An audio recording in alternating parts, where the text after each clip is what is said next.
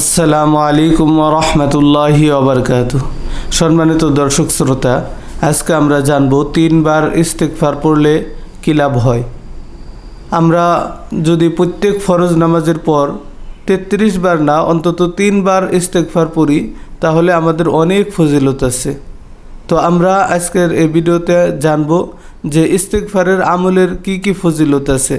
সম্মানিত দর্শক শ্রোতা, ইস্তেগফারের আমল অত্যন্ত বড় একটি আমল, মাহাত্ম্যপূর্ণ আমল, ফজিলতপূর্ণ আমল। আমি বলবো যে এই ইস্তেগফারের আমল আমরা সর্বদাই করার চেষ্টা করব। হযরত নবী করিম সাল্লাল্লাহু আলাইহি ওয়াসাল্লাম হাদিসে পাকের মধ্যে ইরশাদ করেন যে আমি প্রত্যেক দিন কমপক্ষে 100 বার ইস্তেগফারের আমল করি।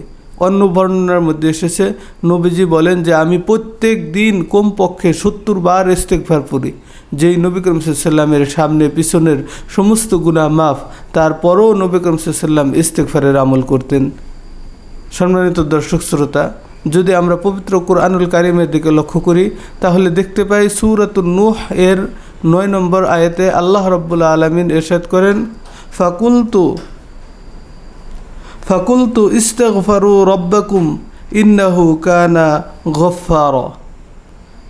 যে হে নবী, আপনি বলে দেন যদি তোমরা ইস্তেগফার পড়ো তাহলে নিশ্চয় তোমাদের প্রভু তোমাদের জন্য পরম ক্ষমাশীল।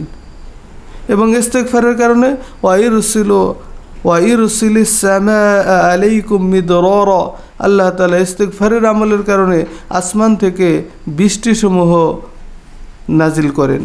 ওয়াইমদিদুকুম বিআমওয়ালিন ওয়া বানিন, আল্লাহ তাআলা এর দ্বারা তোমাদের ধন সম্পদ এবং তোমাদের সন্তান সন্ততি বৃদ্ধি করে দেন। ওয়ায়াজআল লাকুম জান্নাতিন ওয়ায়াজআল লাকুম আনহারা, এবং আল্লাহ তাআলা ইস্তেগফারের আমলের কারণে তোমাদের মধ্যে জান্নাত, তোমাদের জন্য জান্নাতকে প্রস্তুত করে দেন, এবং এমন জান্নাত যেই জান্নাতের তলদেশ দিয়ে নহর প্রবাহিত। তো এখন আমরা জানবো যে ইস্তেগফারের আমলের মাধ্যমে আল্লাহ তাআলা কী কী বরকত দান করেন।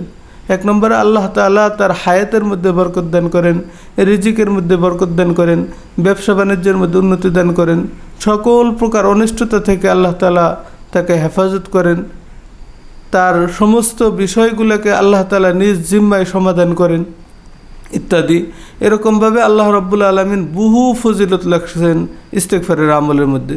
আমরা যদি তাকাই, যুগশ্রেষ্ঠ আলেম আহমদ ইবনে হাম্বল রহমতুল্লাহি আলাইহি, তিনি অত্যন্ত বড় একজন হাদিস বিশারদ ছিলেন। তো তিনি এই ইস্তেগফারের আমলের কারণে মুস্তাজাবুদ দাওয়া হয়ে গেছিলেন। তার জামানার মধ্যে এক রুটিওয়ালা খাব্বাজ, সে এই ইস্তেগফার সবসময় পাঠ করতেন। তো আহমদ ইবনে হাম্বল রহমতুল্লাহি আলাইহি তাকে জিজ্ঞাসা করলেন, তুমি রুটি বানানোর সময় সবসময় চুপে চুপে কী বলতে থাকো? তিনি বললেন যে আমি ইস্তেগফারের আমল করি, আর এই ইস্তেগফারের কারণে আল্লাহ তাআলা আমাকে মুস্তাজাবুদ দাওয়া বানাইছেন। আমার সব দোয়া আল্লাহ তাআলা কবুল করছেন, শুধুমাত্র একটি দোয়া ছাড়া। আহমদ ইবনে হাম্বল রহমতুল্লাহি আলাইহি বললেন, সেই একটি দোয়া কি? তখন তিনি বললেন যে আমি এই জামানার যুগশ্রেষ্ঠ হাদিস বিশারদ আহমদ ইবনে হাম্বল রহমতুল্লাহি আলাইহিকে দেখার জন্য আল্লাহর কাছে দোয়া করছি, কিন্তু তিনি আমার এই দোয়াটি কবুল করে নেই। তখন আহমদ ইবনে হাম্বল রহমতুল্লাহি আলাইহি অবাক হয়ে বললেন যে আল্লাহ তাআলা তোমার এই দোয়াটিও কবুল করছে, আমিই হলাম আহমদ ইবনে হাম্বল। তো সম্মানিত দর্শক শ্রোতা, এই ইস্তেগফারের আমল করলে আল্লাহ তাআলা আমাদেরকে মুস্তাজাবুদ দাওয়া বানিয়ে দিবেন। তো এই জন্য আমরা এই ইস্তেগফারের আমল বেশি বেশি করব। আল্লাহ